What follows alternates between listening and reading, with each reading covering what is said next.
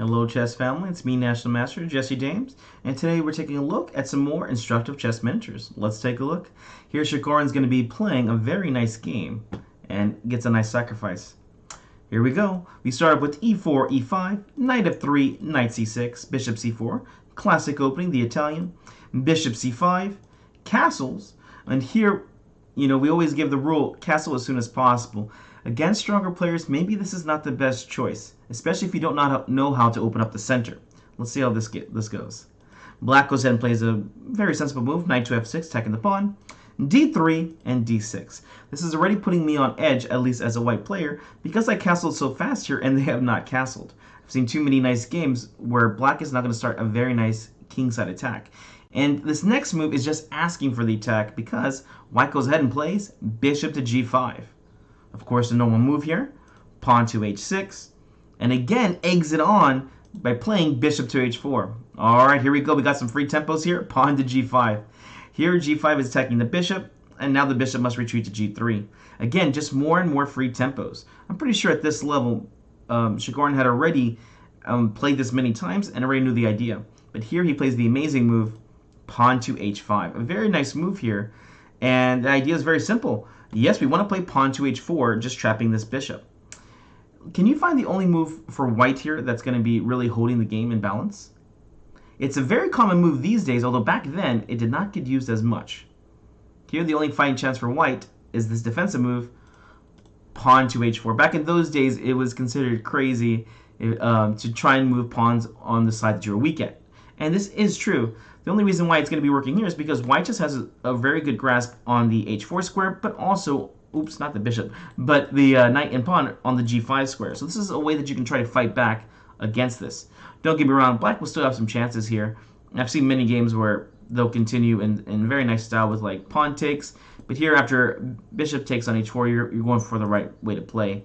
If you play knight takes after knight to g4 maybe, this is going to look a little bit awkward, and yeah, black is definitely going to have some threats and has a better position. But in the game, he goes ahead and plays the pawn move to, he goes ahead and plays another interesting idea. He plays knight takes g5, and the game ends really quick here. Here, just 4 moves. What do you play next? Here, Chigorin is not afraid. Pawn to h4. Here we go. Attacking the bishop. The bishop is trapped, and well, you played your knight there for a reason, so I assume you're going to do it. Knight takes on f7. And here I think most people would be thinking about moving the queen. In fact, queen to e7 is a very good move, and black is still winning in this position. Even after knight takes, h takes on g3. And if pawn takes back, the h file gets opened up, and here queen h7 with knight g4 plan is very strong. Notice this bishop right here is really doing a good job because there is no escape route on the f file. But in the game, Chigorin gets even more creative and finds this beautiful idea. Pawn takes on g3 right away, not wasting time at all.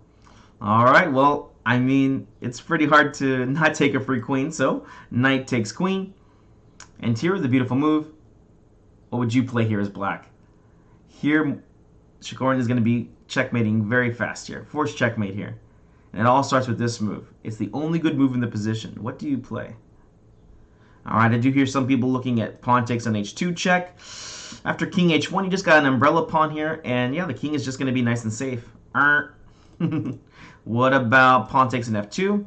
Believe me, white is all but happy to try and sacrifice material back. But rook takes f2 is not really what you play here. Let's just go king h1, and again, where is the open file? What are we going to play? Maybe something like knight to g4, h3, knight to e3, I guess, and queen f3, and white is actually not doing pretty well with a nice attack on f7 here. Rook f8, bishop f7 check, no worries. We'll go ahead and take rook takes f2 next move, and a lot of the attack is going to be dissipating. All right, so what are we supposed to do in this position? Here, we're going to go ahead and play bishop to g4. Oh my gosh. Okay, attacking the queen. Of course, we don't want to lose the queen, so the queen went to d2, and now a nice follow-up. Again, not taking the knight on d8. I would be looking at rook takes d8, king takes d8, knight to d4 instead gets played, and white says, oh, you're letting me save my knight? Okay, well, you know what, maybe I should have moved my knight. Maybe I'll just go ahead and develop a knight. Uh-oh, it's game over. Now it is forced checkmate. Can you find the nice continuation here? All right, hopefully you found it. Remember, look for those checks, captures, and threats. You should have analyzed H2. You should have analyzed F2. Unfortunately, both of these are not working. Again, you just have the umbrella pawn. And taking on F2 here, you can take on rook takes F2. There's some checks here, but none of them are going to be too good. The pin is not going to be working to win back enough material. Here, there's only one idea to be getting checkmate. Knight to F3 check, and you must accept this. The king cannot run to H1, as the simple rook takes on H2 is going to be check and mate. Okay, what about? Well, what about? There's only one other move. You have to take the knight. And now, can you finish this game up nice and cool? What do you play here next? Just simple chess. Bishop takes on F3, and there's no stopping the simple pawn takes on H2 for check and mate.